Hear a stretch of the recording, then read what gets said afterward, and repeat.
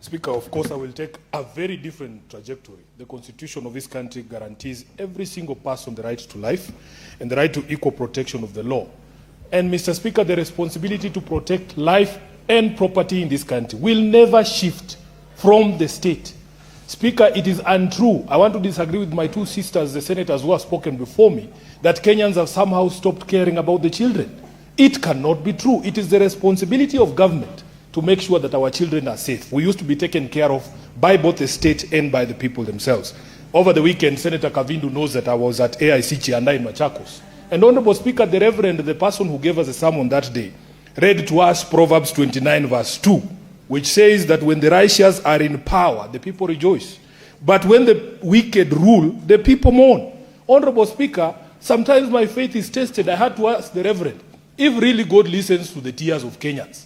People are crying all over this country. If it is not missing children, it is murdered children. If it's not murdered children, it is children being burnt in dormitories in our schools. If it is not that, it is Ebola, Honorable Speaker.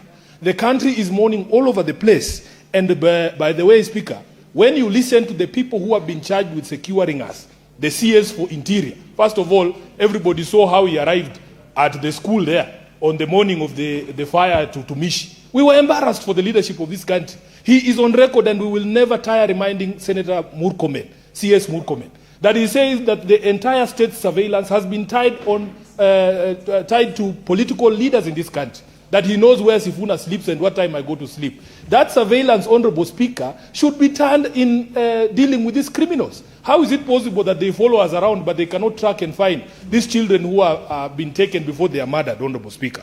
I saw a documentary from Al Jazeera just the other day confirming what Murkomen was telling us, that the state surveillance, and even with the connivance of some of the mobile service providers in this country, they are the ones giving away locations of people who they disagree with politically so that they can be abducted, Honorable Speaker. So we have to be honest. It is the responsibility of the state to protect these kids, and they have failed in that particular responsibility. Lastly, Honorable Speaker, I heard Senator Mungatana also cry. The people at Tana River are also crying that despite a court order lifting or suspending that curfew, nobody is respecting court orders. Senator Mungatana, this is why we in Linda Mwananchi are saying we want to revert to the values in our constitution. The rule of law starts with respect for court orders. Even just recently, Honorable Speaker, on this question of Ebola, even after our courts have said you put a hold to that project until we are able to give proper answers to Kenyans, our government doesn't care. They are going on with the project. Reports are showing that activity is going on there. Nobody's bothered. Nobody's bothered that our own courts in this country have said that you stop that particular project until we are able to give answers. What is your point of order, Senator Fernandez? Mr. Speaker, I stand understanding Order 105. While I agree with the other part of what he has said, I don't agree, Mr. Speaker. Is it in order for the Senator of Nairobi to allege that the operations within Nanyuki military, which is a protected area, is ongoing, Mr. Speaker? Can you table the evidence to show that what he is alleging on issue of operation of quarantine facility in Nanyuki military air base is there? Yet we know it's not even a watchman, let alone a military officer. Can he table the evidence? Now, Honorable Senator for Nairobi City County, you've indicated and alleged that a court order was obtained regarding the issue of Ebola. And you've gone ahead to say that despite that court order, work is still being undertaken in Laikipia Air Base. Can you substantiate those allegations? Speaker, first of all, I am happy that the Senator for Nandi agrees with me that the wicked are in power in this country. That was the first part. Number two, Honorable Speaker, it is a fact that there is a court order.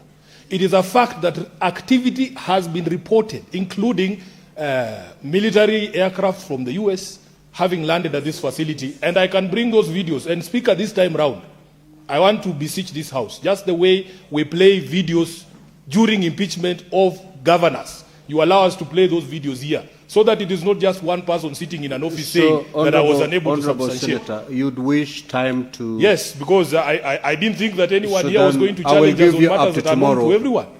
Senator Everybody knows Sifuna, these I things. will give you up to tomorrow. You may now proceed to conclude And your remarks. make finally. arrangements for me to play videos of American aircraft landing at Laikipia. Yeah. So, Mr. Speaker, How are you going to substantiate, Honorable Senator, will remain in your hands? no, I have given previously, you up to tomorrow to come and substantiate those allegations. For now, just conclude. Speaker, just your for thoughts. clarity, previously when colleagues in this House have brought material that needed to be played for the House, arrangements were not made the way we make arrangements during impeachment proceedings for that media to be played. I am saying here, if tomorrow I am not allowed to play my videos here, then we will have a problem, Honorable Speaker. As a member of this House, we are tired with these frivolous points of orders, and yet he knows what the situation in this country is. I thank you, Honorable Speaker.